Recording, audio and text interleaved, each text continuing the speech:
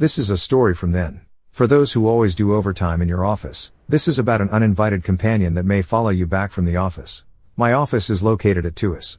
I was doing overtime in my office. The clock showed about 10:30 p.m. and I was the last person in the office. I packed my bag to leave, turned off the office lights and went downstairs to wait for my grab. I was hoping for some company, but the security uncle was not at the security post, presumably doing his clocking. I was all alone. A small tree branch fell in front of me and, logically, I thought it was probably a bird, so I ignored it. By then, I could see my grab coming, but the car stopped at the start of the road and didn't drive all the way into the pickup point where I was waiting. I called the grab uncle to ask if he could follow through to the end of the road where I was, but he said that he couldn't see the end of the road and it looked as if he was already at a dead end. I could clearly see, on the GPS, that he was only about 500 meters away from me. So I asked him to stay where he was and I would walk towards his car. When I was close enough to the car to hear him, he wound down the window and shouted for me to run. Thinking that he was trying to save me from the 5-minute late fee, I ran. Now, I was safely in the car, but things got weirder. On the expressway, he wound down all the windows and started playing Quranic verses. I asked him why he was doing that, and he said it was because when I was walking towards the cab, he saw a Pontianak floating behind me. So that's why he asked me to run for my life. At that point, there was a sudden distinct smell of frangipani in the car, which was why he insisted on keeping the windows open. I eventually reached home. But before I left the cab, he asked me to cleanse myself properly the moment I got home. And somehow, before I reached my lift lobby, I had a sudden urge to turn back to look at the uncle. What I saw really freaked me out. The uncle got out of his driver's seat, went to the passenger's seat and opened the door as if he was letting someone out. There was no one there. This is another story that happened when Nina was doing overtime in the office with her colleague.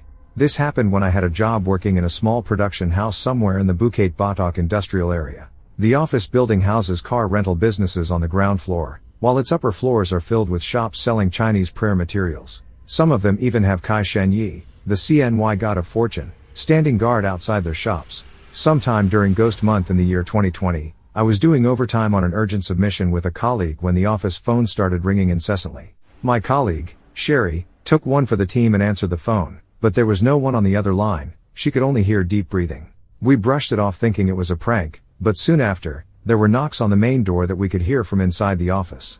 The possibility of hearing this from where we were, deep inside the suite, was close to zero, and yet, we were really spooked and decided to head home. But just as we were about to open the main door, the door handle kept rattling, as if someone was trying to break in. I took one for the team. I grabbed the handle, twisted and pulled the door open, but there was no one on the other side. How strange. When I peeked outside to see if there was anyone running away, there wasn't. The long corridor was empty. It was impossible for anyone to run very fast to avoid being sighted by me. There was another spooky occurrence in the same week. My colleague, James, was doing overtime alone in the office and said that he saw me walking to my workstation. He then texted me to ask me why I was doing overtime that day. The thing is, I was already at home. The next story is about strange occurrence after a colleague brought an amulet from overseas and set it on his workstation. This story is submitted by Raywin. At my old office, there was a salesperson who wasn't hitting his sales targets, so on a trip overseas, he bought a couple of amulets and prayer flags that were supposed to bless him with more business acumen. Back in Singapore, he set up this tiny altar on his desk, which was right behind me. The altar consists of amulets, flags and bright green pieces of jade. I'm not sure if sales ever picked up for him, but a series of strange occurrences started to happen once those amulets were brought back to the office. Since I often overtime till 3 a.m. or later, I would usually be the last one in the office. My desk was right behind his and I would feel this cold and dark energy looming behind me, like somebody was watching me. Being a Christian, it never bothered me. I would pray and the energy would dissipate. Sometimes I'd just brush it off as fatigue. Multiple days of clocking 9 a.m. to 3 a.m. hours would make anyone feel like they were hallucinating, right? Then came the clicking on keyboards. A fellow editor and I heard it one night. Someone was furiously typing away at the back of the office. Naturally, we thought someone else was clocking out too. We called out to whoever it was and asked if they wanted to order food with us on Grab. No answer, but the typing got louder. We walked over and the typing stopped. Very strange. We chose to ignore it. My colleague decided to bring in a sage in the next day and cleanse the place. We thought we'd be okay after that, but we were proven wrong later that night. That night, I could remember it vividly. It was a Friday. While we were working on some things, we heard books crashing down from a shelf. I thought the books had been placed askew, and gravity had led to them falling off the shelf. So I went to pick up the books and place them on the shelf again, This time stacked parallel to the floor so there wouldn't be a chance of them falling.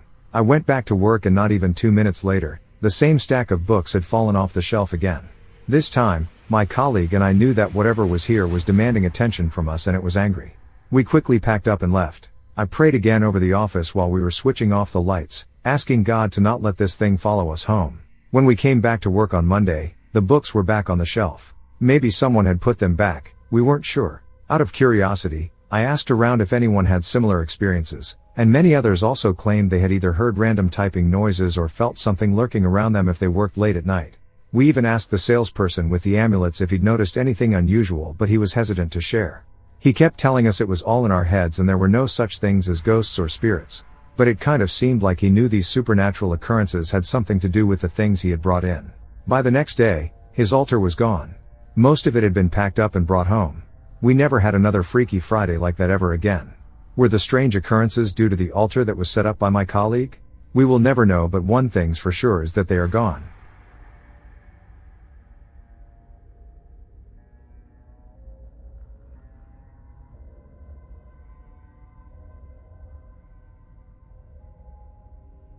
Thank you to all for dropping by YouTube channel.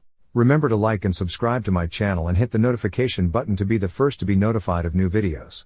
Also hit the share button if you like what you are listening to.